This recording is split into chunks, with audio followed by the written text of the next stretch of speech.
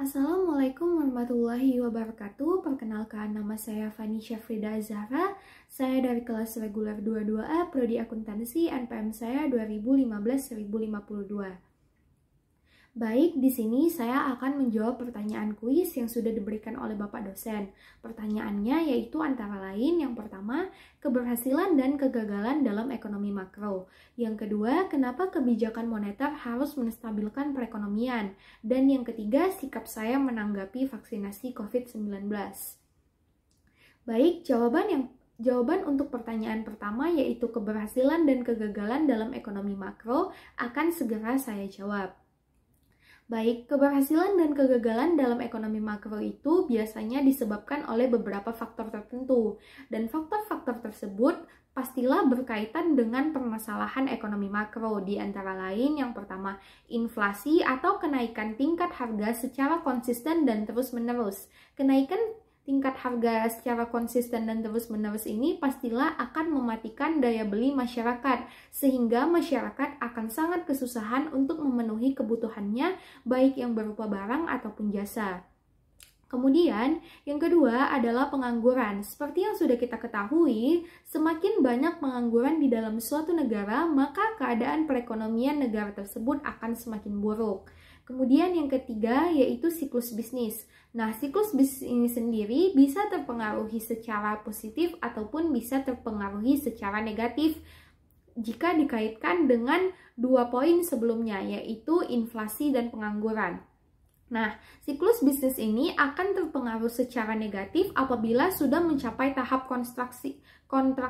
Tahap kontraksi ini merupakan siklus bisnis itu akan terjadi penurunan secara umum dalam seluruh kegiatan perekonomiannya. Sedangkan terpengaruhi secara positif, yaitu siklus bisnis ini akan sampai kepada tahapan ekspansi. Tahapan ekspansi ini dapat dikatakan bahwasannya siklus bisnis ini mengalami peningkatan secara umum dalam kegiatan ekonomi.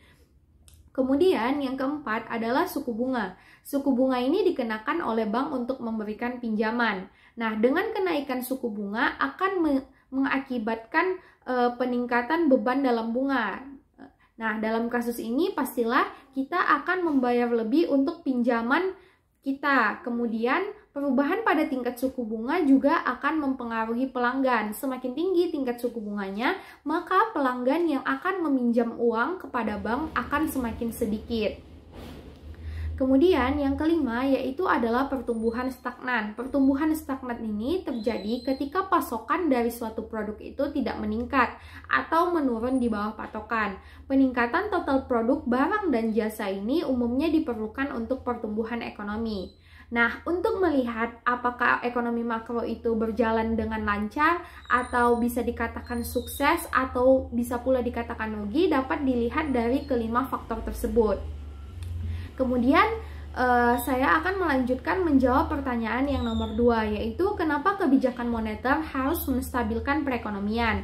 Kebijakan moneter itu sendiri adalah suatu suatu kebijakan yang nantinya akan memperbaiki kondisi ekonomi makro atau akan mencapai kondisi ekonomi makro yang kita inginkan. Nah, tujuan ini tidak akan sama antara negara satu dengan negara yang lainnya. Nah, tujuan dari kebijakan moneter ini biasanya bersifat statis pula. Namun, bersifat tidak statis, namun bersifat dinamis. Karena selalu disesuaikan dengan kebutuhan perekonomian suatu negara.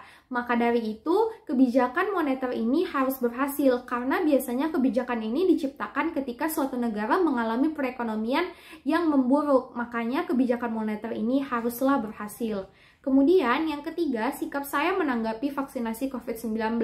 Sebagai orang yang sudah divaksinasi COVID-19 ini, maka saya sangat amat mendukung vaksinasi COVID-19 ini dilakukan. Mengapa demikian? Selain untuk menurunkan angka penularan ataupun penyebaran virus corona ini, pelaksanaan vaksinasi COVID-19 ini pastinya akan menghidupkan atau mengembalikan perekonomian Indonesia yang awalnya lesu menjadi hidup kembali. Kenapa demikian? Karena Dengan diadakannya vaksinasi COVID-19 ini, negara-negara investor menjadi yakin bahwasannya Indonesia turut serta untuk mengurangi virus corona ini sendiri. Demikianlah jawaban dari saya, lebih dan kurangnya saya mohon maaf. Assalamualaikum warahmatullahi wabarakatuh.